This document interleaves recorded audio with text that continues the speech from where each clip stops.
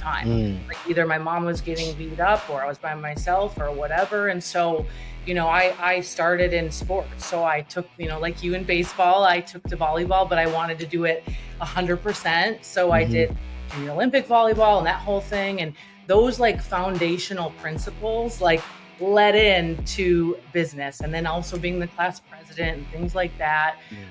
But when I graduated, I was like, I don't want to go to college. Like,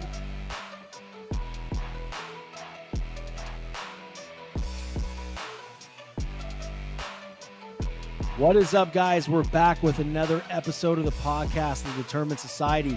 I have with me one hell of a guest. Yes, you guessed it. Once again, bringing you nothing but the best conversations, high-profile individuals, and this woman is no different. She's in a league of her own. 13 years ago, she started her entrepreneurship business with zero experience at all. She went from zero experience to building a 9-figure sales organization and sustaining it over time. She is the host of the ITfactor podcast. Her heart is as big as Montana, ladies and gentlemen. She leads with her heart. She's humble. She absolutely embodies what it means to have the ITfactor. Emily Ford, welcome to the show, my friend.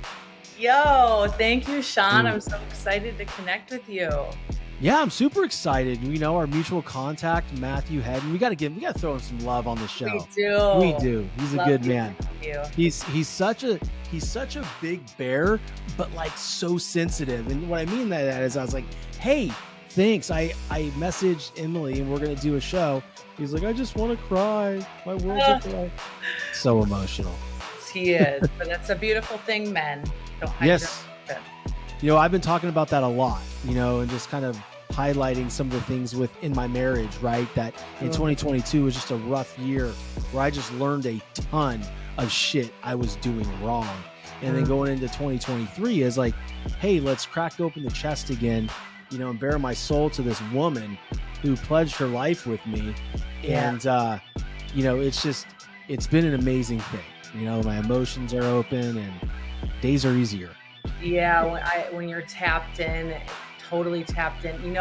I've had to work on that, being a female businesswoman, not being too masculine. And, it took me a long time to find the right partner in life that just kind of makes, like, he's so strong that allows me to be a little just, more calm.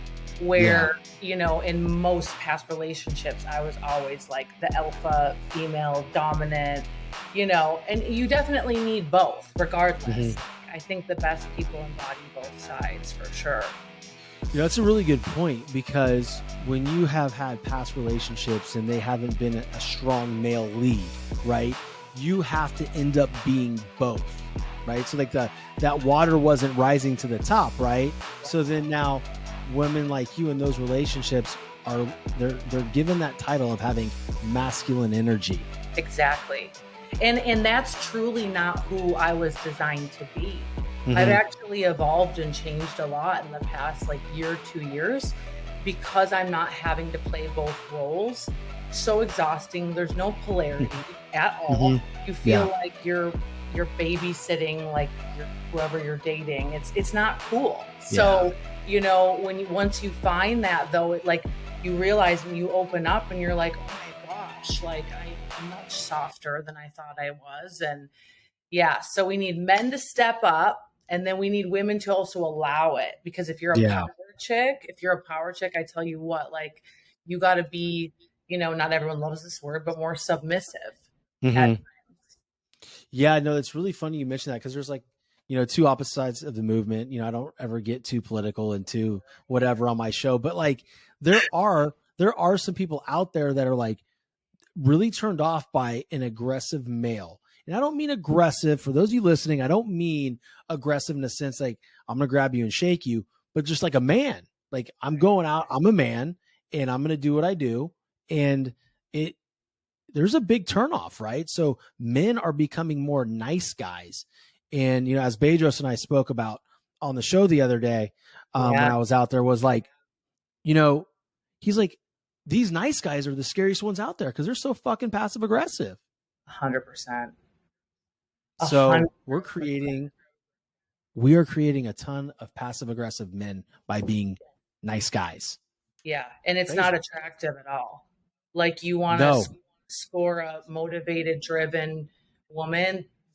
That's not attractive. Like, and also like on the flip side, I believe that like women, when you're with a man like that, like you gotta allow them to be like that, and so there just needs to be that harmony in the relationship.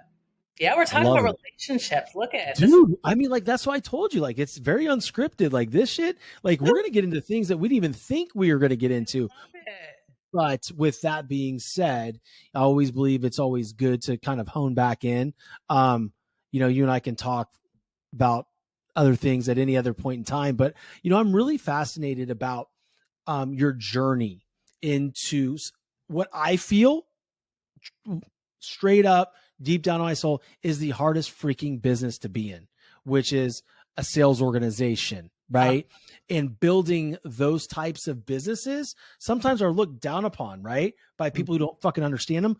But exactly. That is the hardest thing to do. Walk us through the journey of having zero experience in business and then going to scale a 9-figure sustainable business, because there are a lot of people out there that listen to the show that are, well, yes, I would like to do this, but I don't know how. I don't have any experience. Right. Lay it on them, girl. Yeah. Well, it all started in Minnesota, where I'm originally from. I'm in SoCal now. But I was raised by a single mom, the youngest of 3, and raised myself a lot of times. And I have stories that, we'll save for another episode here, of growing up. But, I really had to find a way to get attention and stand out, because I was alone most of the time. Like either my mom was getting beat up or I was by myself or whatever. And so, I started in sports. So I took, like you in baseball, I took to volleyball, but I wanted to do it 100%. So I did junior Olympic volleyball and that whole thing. And those foundational principles, led into business, and then also being the class president and things like that. But when I graduated, I was like, I don't want to go to college. What am I going to go to college for? Why do you go? My mom was like, you got to do something. And I was like, let me just get into the workforce. What I ended up doing, because I liked sports so much, I got a certification in massage and I was going to do sports massage. Long story short, I ended up landing a job for one of the top plastic surgeons in Minnesota. And I'm 19 years old, literally learning how to run a private practice with wealthy people. I didn't come from wealth. So I'm learning sales. I'm learning rehabilitation. I'm learning how do you treat wealthy people. I'm learning how to turn on the lights and shut them off and all these things. And then I started also competing in fitness because I was bored. And I'm like, what do I do? All my friends are in college. And so I got in a network of women that were 10, 20 years older than me. And we would compete in Fitness America pageants. And that's where my love for health and wellness came. And then I was pitched with a network marketing opportunity selling a health and wellness product, which I was already taking anyways. I just wasn't getting paid for it. And so when I got pitched it, I was like, this is interesting. You can make money online, make my way sleep. Still wasn't ready for it. So it took her about 7 months. And then it wasn't even the products or anything like that. It was the lifestyle. It was freedom. She could, go work out at noon on a Monday. She could travel. And it was right after the last recession in the United States. So this is 2010. So she was in mortgage banking, got laid off. We were just seeing all these people get exited from their careers. Yeah. And I said, tell me what's up. Really. And I met up with her and she showed me a comp plan with no limits. And I was like, oh, so this is based on work ethic and building teams. Okay, sign me up. And so this is when I was 23. So I signed up, moved in with her, slept on a mattress on the floor, made my first vision board, had an old desk, and literally went to work. I ripped the Band-Aid off and I went all in. I'm all in or all out. That's just how I roll. And that first year of my life was, looking back, the most difficult, but also the most exhilarating, because I just went to school. I went to boot camp. I went to like, let's not just read books, but let's try it on. And so I just like set up meetings and I learned how to network. I mean, I That's didn't have amazing. Instagram. I literally, I would like, what can I do? What's free? I would go to local chamber of commerce. I would contact, like, my friends were like not motivated. So I go to their parents. Like, I just went at it. Okay. And that's really, you know, I think what most people don't do. They don't do the work. They read about it. Yeah. Yeah. Philosophy is Yeah. cool. That's it. Yeah. Like, philosophy is great, but there's a whole different substance when you actually do it. Dude, I freaking love that because, you know, at the end, it's like most people just don't do the work. And I don't feel, and this is going to kind of mess with some people's heads here. Okay. But follow me. People aren't doing the work, but I don't think it's because they don't want to do the work. Not all of them. Some of them are lazy shitheads that just want to talk about what they want to do and never do it. Right. But there's a lot of people out there that want to do the work, but they can't get past the 6 inches between their ears, their own head. What would you tell these people that are, because I work with some MLM companies that, you know, for coaching and kind of mindset sales stuff. Yeah. And there's a lot of mindset like limitations. I mean, it is rampant in just in that business in general. What are some of the tips and tricks that you, not even a trick, but like some tips that you can give the listeners that if they are active in one of these organizations, that they can push past some barriers and just get it done? Yeah, well, anything. I mean, I also like train and speak at real estate conventions, like all sales.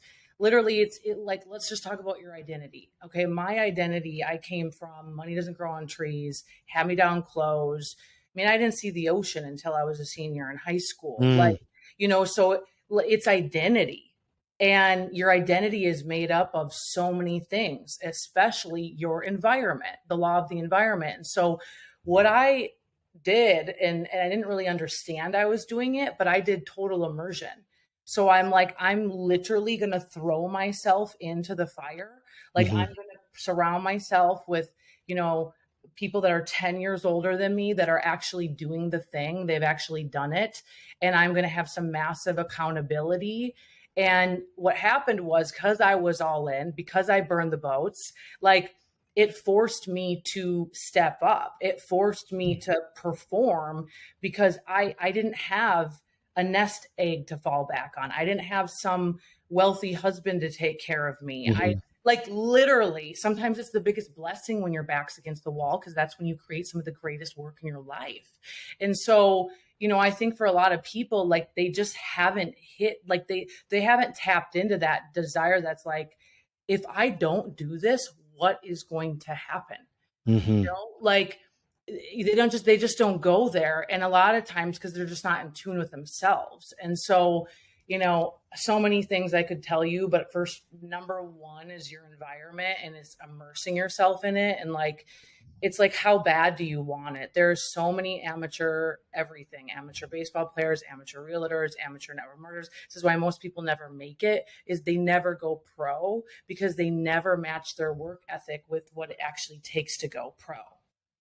Dude, seriously, like minute 13 of just dropping bombs. Like, you know, like the coolest thing, Emily, is like, this is something that a lot of young people don't understand. And even people into my age at 44 right now, they may have kids, they may have, you know, a wife and things like that. Like, you capitalize on an amazing opportunity when you're 23 years old. Yeah. And I want to highlight that and acknowledge you for that, because you literally moved in with somebody, slept on their couch or wherever it was, and literally put yourself in the environment where this person was at where you wanted to go. Right. And at a young age of 23, and you didn't realize this, but you were literally going on the biggest self-development journey without even knowing what the freak you signed up for. 100%. And so how has the work, the deep work on you, led you to be able to sustain a 9-figure sales organization? Because guess what, guys? They're listening. That's not all she does now. She's a speaker. She's a badass podcast host. She's a branding coach. She does so many different things out there for other people. Like that other business is now sustaining. Yeah. Like, yeah. Thank you for that. And when I got in and at first I was like, okay, you figure out all the little things, right? You're like, okay, I can sell the vision, got that down. Okay. I can close someone on a thing. I got that down. And then you're like, oh, okay, if I really want this to grow, I need to duplicate leadership and I need to like teach other people to do what I do. Okay, now this is leadership. Now I got to figure out leadership. And so what I did is I studied leadership. And, as our friend John Maxwell says, everything rises and falls on leadership. So knowing that I got to go first, and I just had that mindset with absolutely everything of like, okay, I literally need to be the one that does it. If I'm going to tell them to do it, I got to do it first. So always by leading by example, I'm massive on that for sure. But for me, like just knowing there's no limits to human potential and really taking massive responsibility for everything I do. I always say there's no justifying, complaining, or blaming in my world. Like it's literally like, I got to take the responsibility. I have taken it so seriously with my own development. So that's the first thing I do every day, always, is I'm always like, what's the next thing? What's the next room I need to get in? What's the next book I need to read? What's the next spiritual breakthrough? So just being super in tune has allowed me to continue to grow and grow and grow and grow and grow, because it's literally so important to me. It's like oxygen, because I know that God put no limits on our human potential. So I'm like, who's going to cap that? I'm the one that's going to cap that. So I've just stayed super in tune with that. And I literally, kid you not, every quarter of my life, especially year, but even looking at the month, I'm like, what am I doing this month that is going to cause me to shake shit up a little bit? And I mean, for myself, like a little, like you did a massive interview the other day, like that makes you grow 10 times, not only your exposure and the experience, but just you having to step up to interview one of the world's best. Like that's what I've tried to do as well.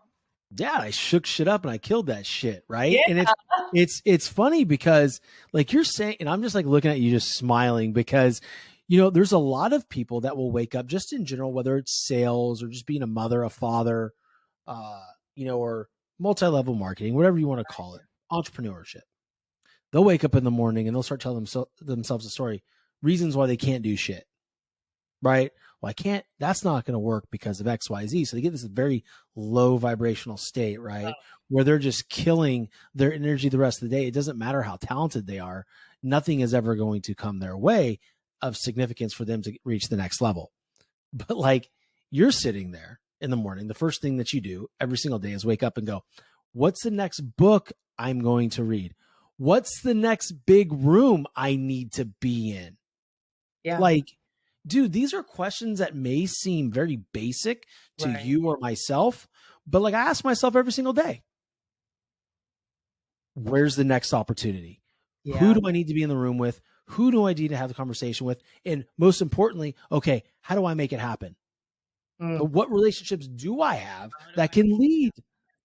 Like that's the things. I just love that because that is a different conversation, and I feel that so many people now are having these negative conversations, these negative back and forth in their mind that they're not understanding the power of just taking massive amounts of accountability and saying, okay, it's not about this isn't going to work. It's like my attitude isn't working. So like I need to change this up so I can move forward. There's not enough of that going on. Right? No. I always like, we could talk about every negative emotion, anxiety, blame, comparison, resentment, like you could write them all out. And on the other side of that, what's on the other side? Activity, action. So action neutralizes negative emotion. Every time, every freaking time. Every time. So even when I have a moment, a day, a setback, whatever, Like, I just go, what is the thing that I can do right now? We're back. We had some technical difficulties. That's the damn interwebs. So Emily was talking about all these negative emotions that we may have throughout the day that kind of impede us from moving forward in our life, in our business, our fitness, our relationships, whatever. Now, and on the other side of it is action. And so let's allow you to, go after this now when we talk about action. Yeah, absolutely. Well, what I was sharing is it's normal. Everyone has negative emotions. No matter what level you get to, so you're going to get a call that pisses you off. You're going to get a post that pisses you off. You're going to have a business partner do something weird. Like, it's this thing called life. Get used to it. Right. So what I always do though, is make sure that I'm taking action to the thing that's actually going to grow the thing. And on the other side of that is a tremendous amount of dopamine that literally feels amazing. And then now you're on an upward spiral versus a downward spiral. The downward spiral is all the negative emotions, which also is a low frequency. And so I believe, like, my mission in life is to literally keep raising my frequency and to keep it up as much as I possibly can. And so if you're aware and the things that cause anxiety, the things that cause doubt, the things that, it's like, cool, be aware of it, but then address it much faster so you don't have to camp out there all day, all week, all month. I've seen great people like literally let things sabotage their whole career because they just cannot move on. And I always talk about the attributes of great leaders, and one of them is moving on, and so that's where it's like, I am so clear of my day, what I'm doing. I study my calendar. Like, I know what I need to do to move my mission forward. And yes, things will interfere, but for the most part, I go back to what I need to do and not what the world wants me to do. And, I just don't bow down to other people's excuses or, even if they want me to do certain things, if it's not in alignment with my mission, I say no. And so that's a lot of salespeople, they maybe need to go hit some quotas, but their buddy will call them, let's go to happy hour. It's like, well, are you going to go to your comfort zone, or are you going to like actually close some deals and, make a difference in your family? It's all the choice. No, it's a great point because, this is another great conversation and that has bits and pieces from my last interview in it. And there's a reason why this is coming up, right? Is, we're talking about action and, we also have these emotions, and the emotions where you're lacking confidence or you're that, POS dad that's sitting on the couch and you're frustrated, you're getting mad at the dog for breathing, your kids are irritating you and your wife's pissing you off, and you think it's everybody in the room but the reality is it's your fault. On the other side, like, those are your emotions, and on the other side is you breaking your word to yourself every single day. Right. You can't control your diet, you can't get in the fucking gym, you can't read the book, you can't do this, you can't do that because you're not allowing yourself to, right? So it's so funny that these emotions that we have on a day-to-day basis are easier to fix than we actually realize as a human being. And so, and some of them are tough, right? Like, some of them are really tough to fix. And I love how we're going down the rabbit hole of, personal development here. There's a reason we're doing, and I think it's what the world needs, because there's a lot of people out there using excuses instead of performing action, right? Yeah. And so the biggest one I hear, all right, is I just don't know how to do it. I don't understand the how. What would you tell somebody that says that to you?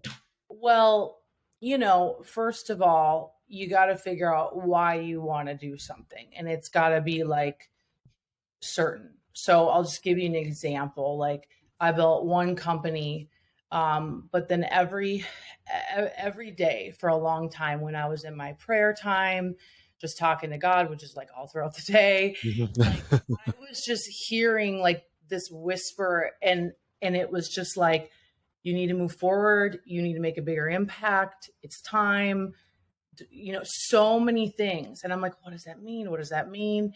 And it's like, And then people are portals, and God sends messages through people. And Mm-hmm. there would just be so many random things like, hey, I know you do network marketing, but like I have this huge team. Can you come train them on this or that or whatever? There's just so many things. And finally, I'm like, I'm going to really look at this and where I'm at in my life. And I'm like, yes, I must move forward. I must build this new brand. I must do this show. I must. And so I didn't know how. Like, I've built sales teams.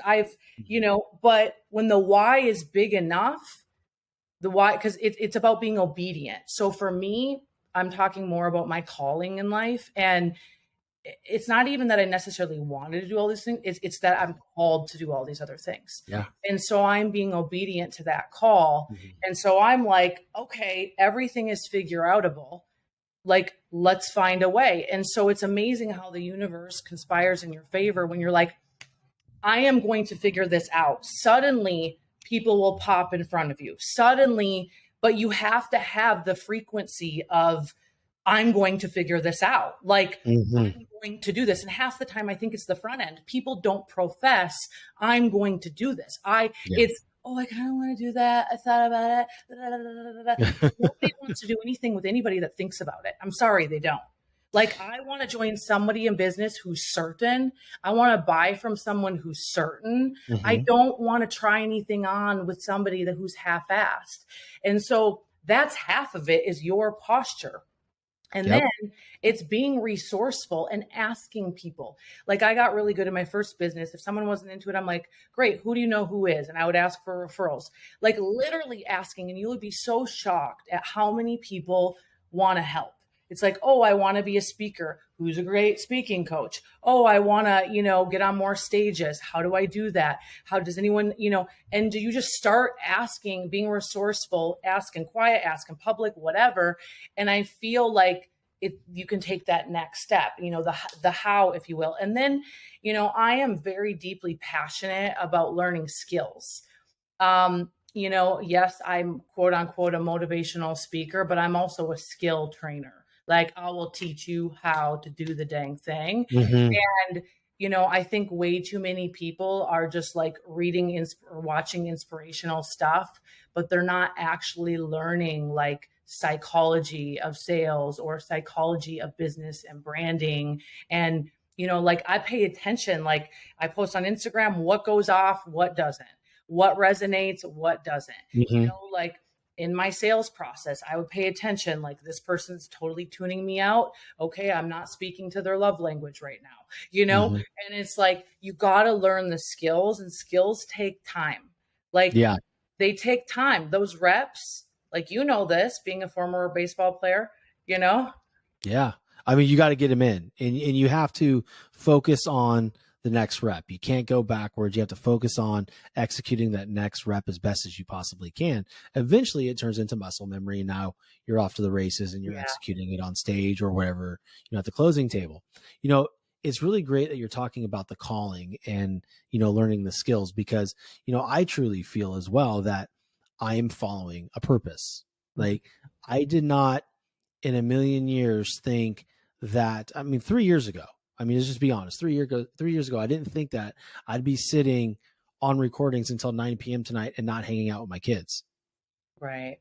And there's been times where I'm like, this is a lot, this is a ton.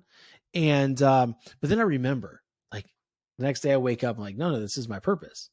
This is the higher power telling me, like, this is what you're meant to do, Shawn. You've always wanted to do this stuff. You're able to make an impact. You're doing it. And I have to be obedient to that. Right. Because that's what I was called to do. Yeah. The other part of it is learning skills, and I really want to nail down on the learning the skills, because there's a lot of coaching programs out there. There's a lot of gurus, and there's a lot of people that are just sitting there on a call and they're just, feeding you, like cool saying after cool saying, motivation, but people aren't benefiting because they're not actually learning any skills. Right. There's a difference, right? I can tell somebody, you need to go, here's how to build your podcast. Go get Emily Ford on your show. Just go. Like, you could do it. You're awesome. You're the next big thing. That is not coaching. That is not coaching, right? Like, there's skills involved. Like, you did not know me. Right. Hey, we have a mutual friend, Matthew Hedden. It's my boy. He says you're amazing, speaks highly of you, would love to have you on my show. And now we have this connection through someone we both care about, right? That's a skill. That's a skill. But people, so I don't feel enough coaches are teaching the skill. No. And there's not enough people for hell no. Right. No. There's and there's so many people teaching things that they have never actually done. And like that's the part where I think it's the difference between philosophy versus substance. Mm-hmm. And like when you've done it, there's a different knowing, KNOW.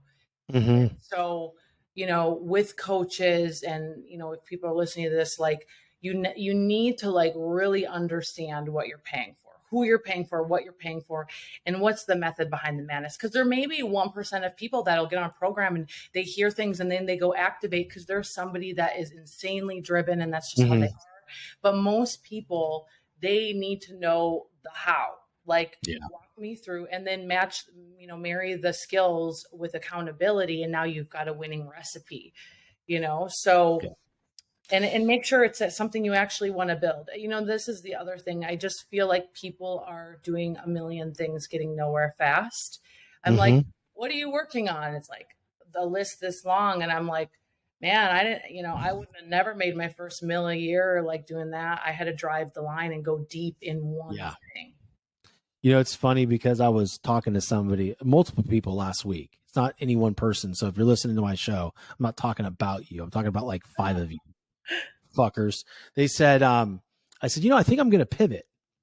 And I'm going to build a podcast coaching business because I built this podcast from the ground up with my own 2 hands. I'm a one-man show. Quite literally one-man show. Recently have a good buddy coming on, Brad, and is helping me out, reach out to people and, for sponsorships, etc.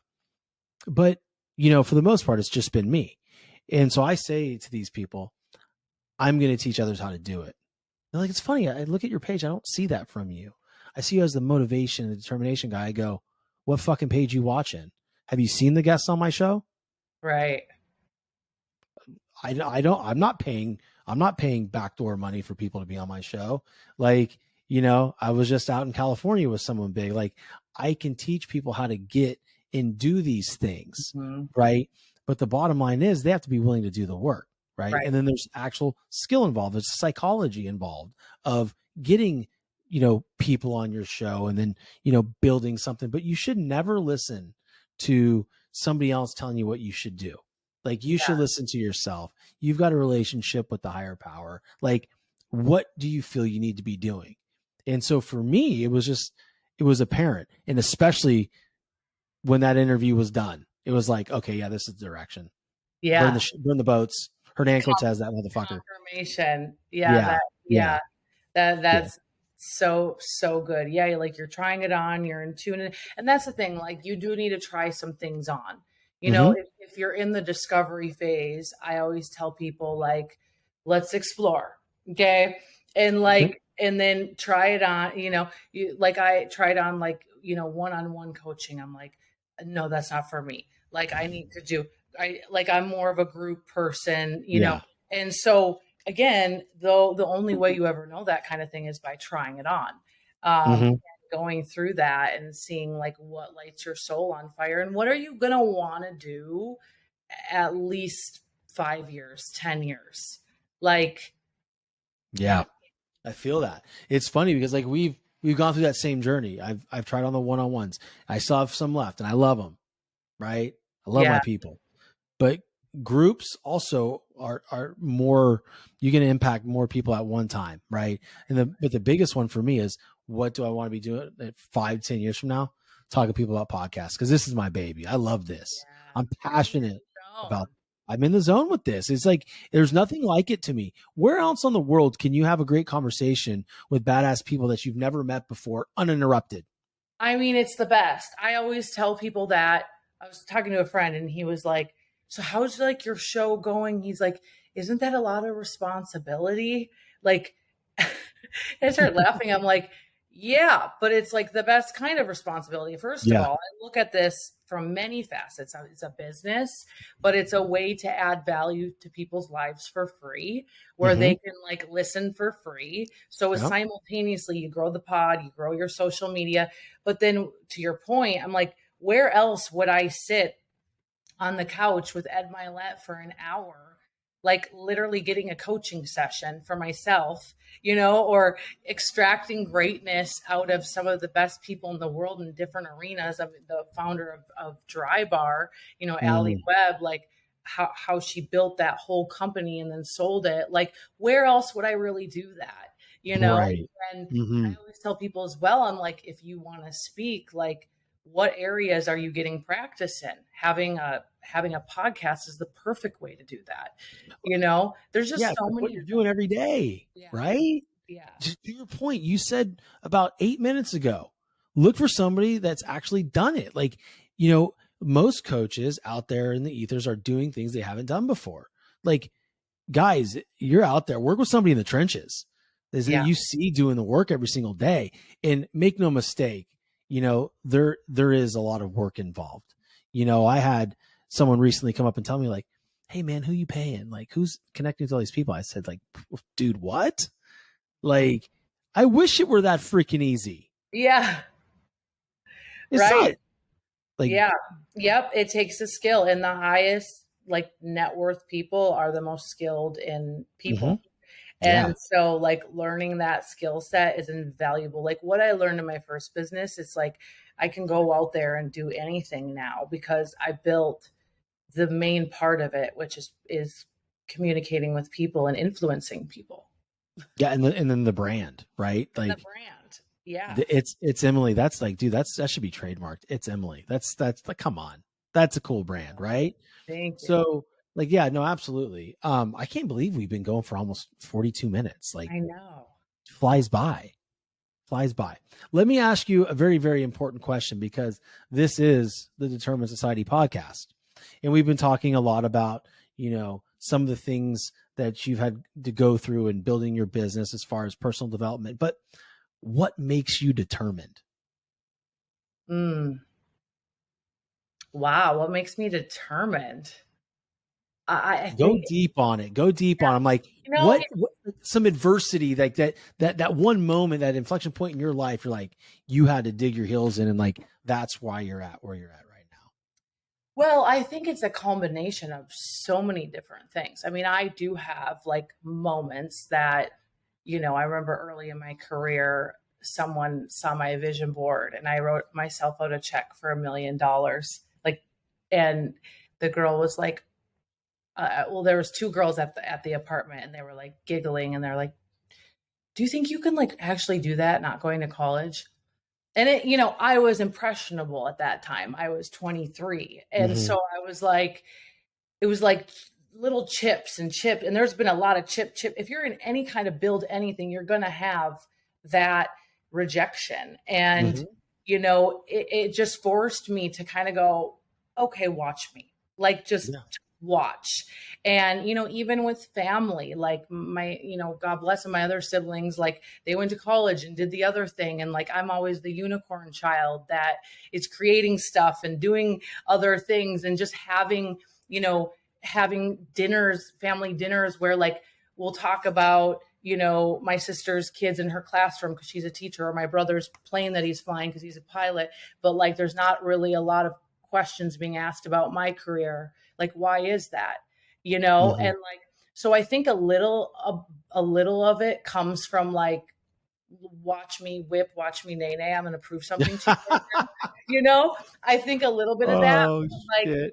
now that I'm more over all that crap. Like, Right. come on, I don't like that was early in my career. I think now I'm so determined to create something, an essence of something that doesn't really exist. Mm, And that's why the it factor is so important to me, because all I see is copycats everywhere. There's no artistry. Like, what happened to artistry? What dude. happened to like creating something? What happened?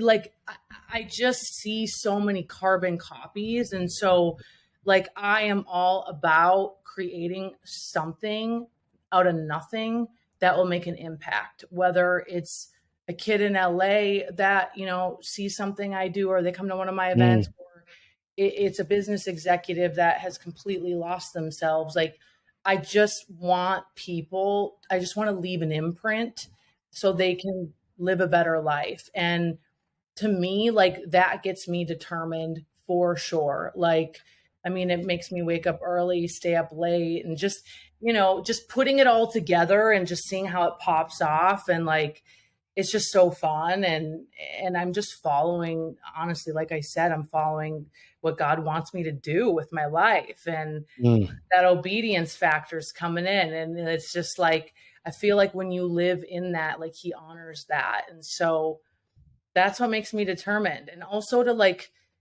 honestly, I think the thing that really irritates me the most is like the disruption in people's souls, like how people don't know how great they are, and the suffering. And because I came from that and broke through it, and I've done so much healing and so much work, and it's like, I feel it is my obligation to help other people in that regard. And it's like, I've been blessed to get on the other side of it from doing hard work. Like, let me give people that freedom that they deserve. So eloquently stated. Unbelievable. Thank you. Guys, listen, that right there was worth the admission for listening to the whole show. I mean, the whole show's been great. So many great key points were made, but that last monologue by you, Emily, was absolutely impactful and powerful. Starting with the chip on your shoulder, that's very powerful if you can control it, right? For me, I still have it. I'm not too far removed from my dad looking me in the eye 4th of July. Like, it was the last time I ever spoke to him, by the way, by choice. Hey, boy, how's that little podcast you got? You fucking famous yet? All right, bitch. Okay. And that's the thing, guys. So those of you listening, like, really, we all have people like that in our life. What 100%. We need to do is we take those emotions, and on the other side, there's action. So we take and we create that action. So, I want my listeners to be able to connect with you, to possibly learn a little bit more about what you do and how you could help them. How can they find you, and how can they best support you? Yeah. Oh my gosh.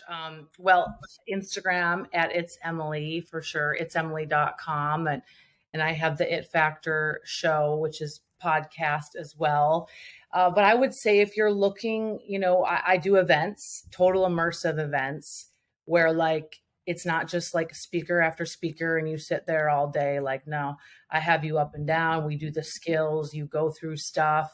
I do that with my partner, where you learn how to optimize your influence, sales, I teach branding, all that. And so there's my events that I have. The next one is coming up in Southern California. And then I also have my program where I teach you how to brand, speak, and sell. So I have anywhere from therapists in there to real estate investors to network marketers to optometrists, like, you name it. So just reach out. Very cool. Very cool. And she's really kind, guys. This is not a show. She's one of the sweetest people I've had the pleasure of meeting in this space. And, it's been a pleasure having you on the show. But probably the most important question that I have for you is, how can I best support you? Oh my gosh, just this friendship. I mean, really, I think it's just checking in, supporting each other. Hey, you should connect with this person. I'll do the same. Perfect. Because I know it does feel lonely, and you're not alone. Like, so having people in your corner that are like, hey, check this out. We're in a similar world. So we are, and we all need to band together, and not we. That's right. And it's so funny because people think, like, well, aren't you in competition with all these people? Like, I'm like, nah, man. Like, we're completely different people. I'm not everybody's flavor of ice cream, and neither are they. Right. So we help each other. But I'm super bummed that I wasn't in California long enough to to meet up with you and possibly meet Jake. I I know. know we were really close in proximity, but hell, maybe I come out there at one point and I was gonna say get I'll that. give you a. Are we still recording? No. Yeah, go ahead. Yeah, it's fine. Okay. Okay. I was just gonna say I'll give you a VIP ticket. Matthew will be at our event. Ooh, that'd be kind of cool. We'll talk offline about the dates because I do have some travel in February. So let's connect on it.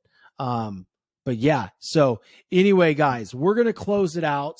And I just want to say, if you got anything out of this show, share it to the socials, tag us both. Hers is at It's Emily on Instagram, and mine is at the Shawn French. It'll be in the show notes.